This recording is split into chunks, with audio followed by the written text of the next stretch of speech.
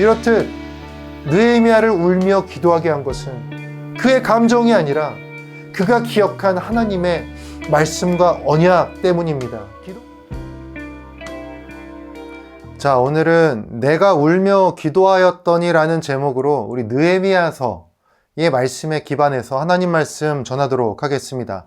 자, 여러분, 하나님은 전능하십니다. 그렇기 때문에 이게 가능할까? 또는 이게 이루어질 수 있을까? 이런 말은 별로 중요하지 않습니다. 중요한 것은 그분께서 뭐라고 말씀하셨지가 중요한 것입니다. 기도라는 거는요, 인간과 하나님이 연결되는 신비한 체험입니다. 그 신비를 우리에게 가능하도록 하신 분은 죄의 담을 허무신 예수 그리스도이시죠. 우리가 그분의 이름으로 기도할 수 있는 것은요, 참으로 감사한 일입니다. 우리가 근데 보통 어떨 때 많이 기도하죠? 대부분 힘들 때 기도를 많이 합니다. 물론 감사한 순간에도 기도하지만 대부분은 어려울 때 기도를 많이 합니다. 우리 시중에 보면, 서점가 보면 기도에 관한 책 엄청 많아요. 무슨 기도법. 저도 많이 읽어봤는데 좋은 내용도 많고, 정말 하나님께 이 온전한 기도를 드리려고 연구하고 고민하는 분들 많다라는 것에 참 도전도 받았습니다.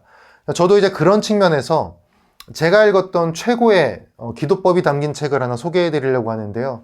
오늘 이 성경에 있는 이 느헤미야라는 책입니다. 이 역사를 보면요, 느헤미야는 페르시아에 살았던 사람이었습니다. 그러니까 이스라엘이 바벨론에게 먼저 멸망당하고 그 후 바벨론이 페르시아에게 멸망을 당하죠. 그러니까 느헤미야는 오늘로 치면 교포 3세 정도의 사람입니다. 그러니까 성경은 그가 페르시아 왕의 술관원이었다고 기록을 하는데요. 술관원이 지금으로 치면 어느 정도 위치다 이렇게 딱 잘라 말하기는 어렵습니다. 근데 누구보다 왕과 가까이 있었다라는 점에서 페르시아의 속칭 고위 공무원이었다는 사실만큼은 분명해 보입니다. 그러니까 오늘의 본문 느헤미야서는 조금 특이한 말로 시작이 돼요. 아닥사스다 왕 제20년 기스르월에 내가 수산궁에 있었는데, 이 수산궁은요, 지금의 이란의 남서부 정도에 있는 궁인데, 페르시아는 좀 특이하게 여름과 겨울 이 두 계절에 따라서 수도를 바꾸어가면서 통치를 했습니다. 여름의 수도는 앙메다, 겨울의 수도는 수사. 그 수사에 지어진 것이 이 수산궁인 것입니다. 아닥사스다 왕 제20년 기스르월은 주전 445년 한 11월 정도로 보시면 맞습니다. 그때 이 느헤미야가 자기의 형제를 통해서 예루살렘의 아주 처참한 사정을 듣게 됩니다. 그 예루살렘이 왜 처참해졌냐? 간단히 언급드리면 이스라엘이 솔로몬 이후에 나라가 나뉘어지죠. 북왕국 이스라엘, 남왕국 유다. 우리가 흔히 말하는 다윗의 후손은 남왕국 유다죠. 그렇게 솔로몬 이후에 분열이 되고 시간이 흘러서 북왕국은 북왕국대로, 남왕국은 남왕국대로 각자가 자기의 체계를 갖추게 됩니다. 그런데 이스라엘 주변에는 강대국들이 있었어요. 북쪽에는 아수르, 동쪽에는 바벨론, 남쪽에는 애굽. 이 문제는 아수르랑 바벨론인데 북이스라엘이 주전 722년에 아수르한테 먼저 멸망당해요. 그리고 아수르가 바벨론에게 612년에 멸망을 당합니다. 그리고 남유다가 포로기를 거쳐서 최종적으로 주전 586년에 바벨론에게 멸망을 당합니다. 예루살렘 성이 함락된 것이죠. 엄밀히 말하면 1차 포로기가 사실상 멸망 시점인 것이죠. 그리고 시간이 조금 더 흘러가지고 주전 539년에 이 바벨론이 페르시아한테 멸망당합니다. 그러니까 바벨론 때는 포로 끌고 가고 좀 강압 정책을 썼었는데 이 페르시아는 조금 포로를 귀환시키고 융화하는 정책을 썼어요. 그러다 보니까 우리가 다니엘서를 통해서도 알 수 있듯이 포로 끌고 올 때 유능한 사람을 끌고 오죠. 그러니까 별로인 사람은 안 끌고 와요. 그러니까 이스라엘에 남아있던 사람들은 주로 힘없는 약자들이었겠죠. 그러니까 기반시설 다 무너지고 성전의 물건들 그런 거 약탈당하고, 우리 다니엘서 보면 바벨론의 이 벨사사랑이 하나님의 성전에서 약탈한 물건으로 그 바벨론의 신인 마르뚝, 그 마르뚝 신전에 그걸 두었다가 이 술 마시는 데 쓰는 장면들이 나옵니다. 그러니까 끌려간 사람이나 남은 사람이나 쉽지 않은 삶이었던 거예요. 그러니까 다시 포로를 귀환시킨다고 한들 이미 세대가 한 2번은 바뀐 상황에서 아무리 페르시아가 포로 귀환을 허용했어도 이 유다 사람들이 돌아가서 기존의 것들을 일으키는 것은 굉장히 어려웠을 겁니다. 느헤미야가 들은 소식이 그런 소식이었던 거예요. 먼저 돌아간 자들이 회복은커녕 무너져가고 있는 이스라엘. 근데 우리가 이런 소식들을 건너 들으면 누구나 마음이 안 좋고 안타까울 수는 있죠. 근데 성경은요, 이 느헤미야가 그 소식을 듣고서 주저앉아 수일을 울었다고, 그렇게 기도했다라고 기록하고 있습니다. 우리 한번 생각해 볼까요? 우리가 어떤 소식을 들었을 때 물론 슬프거나 괴로울 수 있습니다. 그런데 당장 내 가족이 무슨 일을 당한 것도 아닌데, 내가 직접 어떤 현장을 목격한 것도 아닌데, 교포 3세의 삶의 모든 기반이 페르시아에 있는 이 느헤미야가 갑자기 이스라엘의 소식을 들었다고 막 주저앉아서 울 수 있을까요? 페르시아에서 엄청난 성공을 거둔 이 느헤미야가, 여러분, 성공했다는 건요, 그 나라의 문화와 경제와 정치를 아주 익숙하게 다루고 있다는 뜻이에요. 그런 삶의 기반이 페르시아에 다 있는 느헤미야가 이스라엘 사정을 듣고서 수일을 울며 기도했습니다. 심지어 이스라엘에서 페르시아 이 수산궁의 거리가요, 길에 따라서 1200에서 1400km 정도 됩니다. 엄청나게 먼 거리예요. 평소 느헤미야가 뭐 거기를 자주 왔다 갔다 했다고 말하기도 어렵습니다. 묻지 않을 수가 없죠. 도대체 무엇이 느헤미야로 하여금 이스라엘을 기억하게 하고 통곡하게 하고 기도하게 하였는지. 만약 느헤미야가 감정에 지배되는 사람이었다면 그렇게 울면서 며칠 기도할 수 없었을 겁니다. 감정은 사라지거든요. 인간에게 난 것은 다 사라지거든요. 그렇다면 느헤미야가 기억한 것은 사라지지 않는 것이었을 겁니다. 변하지 않는 것, 약해지지 않는 것이었겠죠. 사라지지 않고 변하지 않고 약해지지 않는 것, 하나님의 말씀이었겠죠. 느헤미야는 말씀을 가슴에 담아둔 사람이었어요. 감정이 아니라 말씀 위에 기도를 쌓아갔던 사람이었습니다. 느헤미야의 기도는 1장 5절로 시작하는데 아주 흥미로워요. 주의 계명을 지키는 자에게 언약을 지키시며 긍휼을 베푸시는 주여 간구하나이다. 계명과 언약은 하나님의 말씀이죠. 또 7절에 보면요, 옛적에 주께서 주의 종 모세에게 명령하신 계명과 율례, 규례를 지키지 아니하였나이다.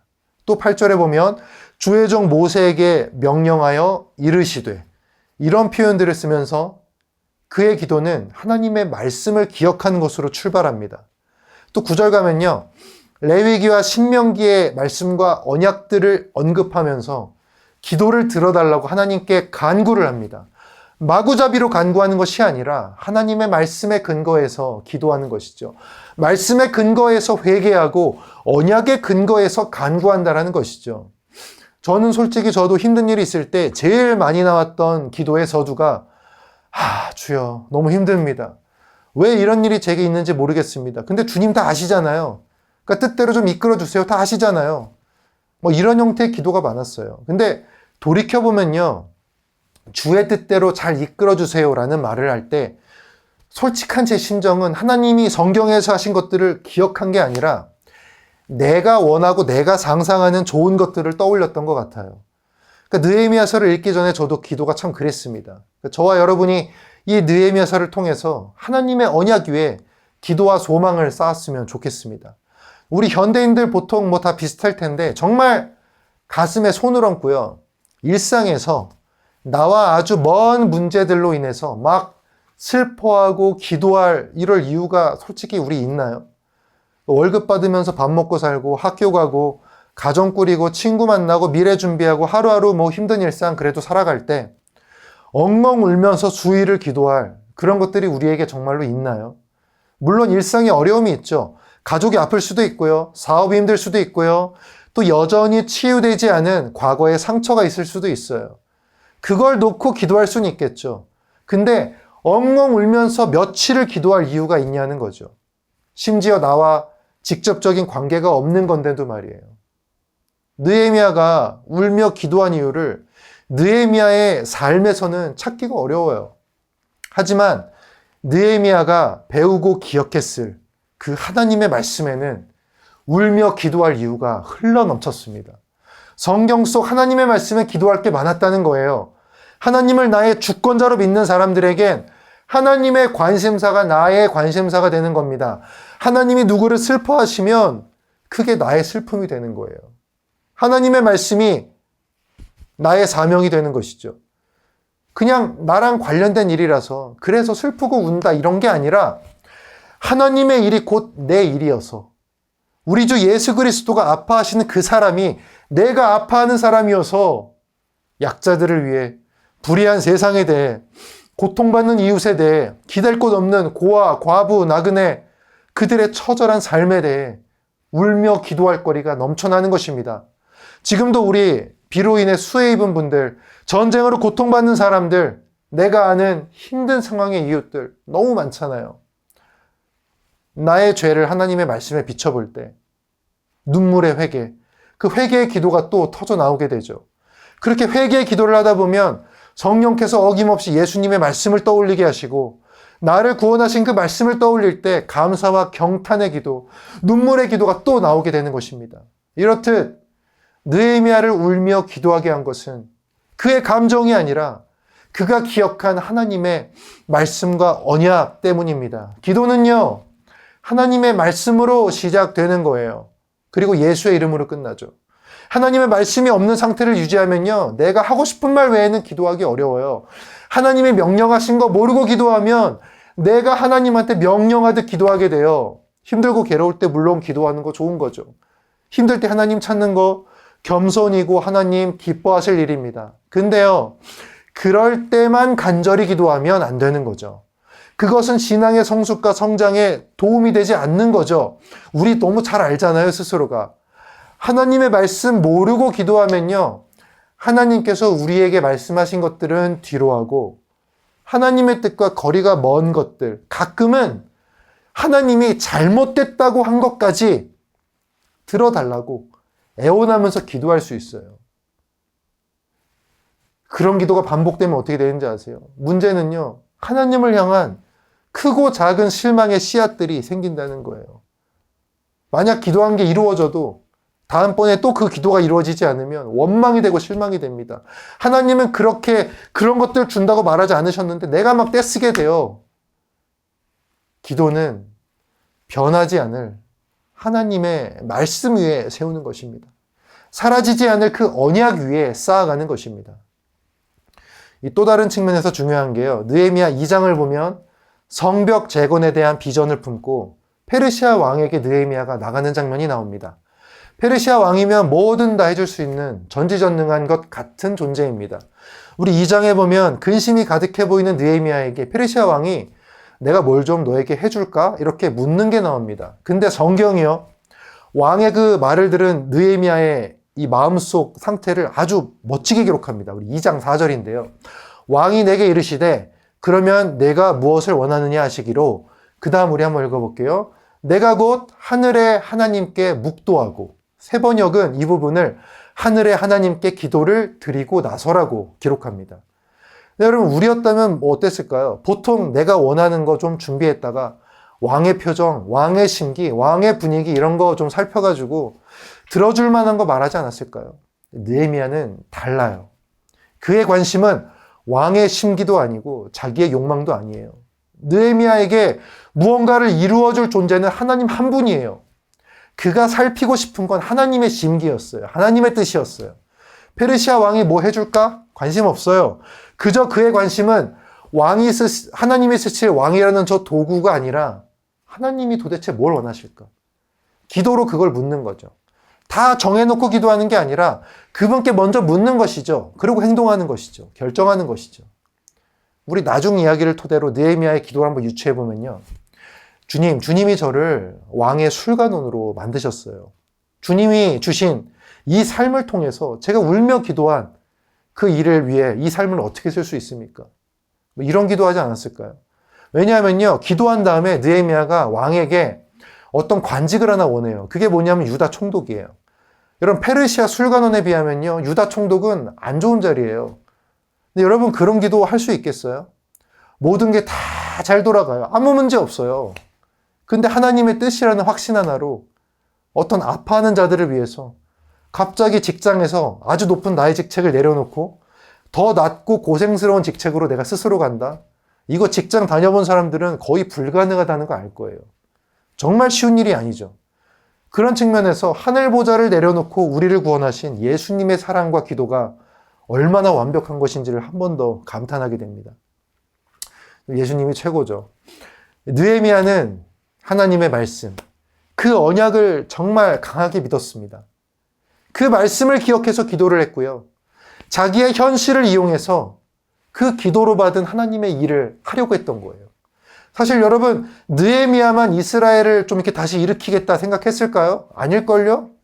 예루살렘을 다시 일으키고 성벽 재건의 의지가 있었던 사람들은 뭐 많았을 겁니다. 왜 없었겠습니까?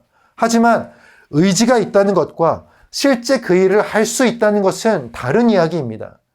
느헤미야는 기도를 하면서요, 하나님이 자기에게만 허락하신 특정한 일이 있었음, 그 사명이 있었음을 알게 된 것 같아요.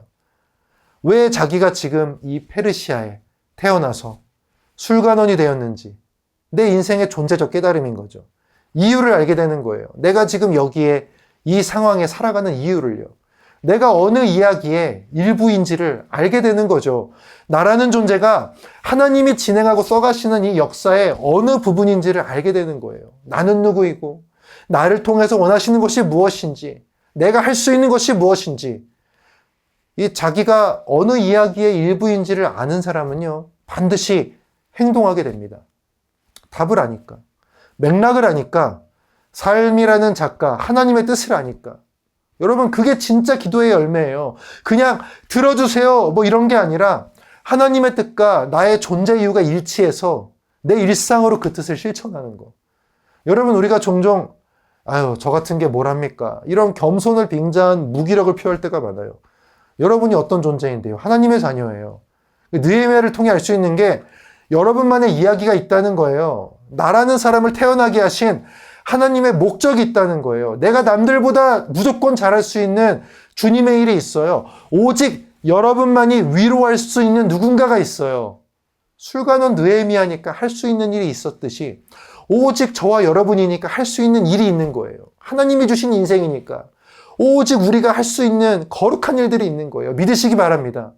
그거 알 수 있는 방법은 느헤미야처럼 하나님의 말씀과 언약을 기억해서 그것들을 기억하며 기도를 쌓아가는 거예요. 내 말이 아니라 하나님의 말씀 위에, 그 언약 위에 소망을 쌓아가는 겁니다. 여러분, 성경 말씀은요, 가장 높은 곳에서 내려진 말씀입니다. 우리가 고개 숙여서 이 말씀을 읽고 기억해서 기도할 때 하늘에서 내려오는 보호와 인도하심이 있을 것입니다. 오늘도 변치 않는 하나님의 말씀으로 그것들을 기억해서요, 변하는 모든 것들 대응해 나가시길 바라겠습니다.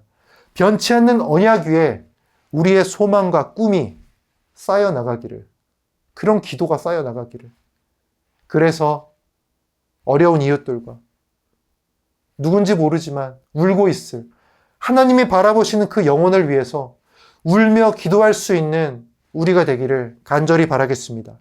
우리 함께 기도하겠습니다.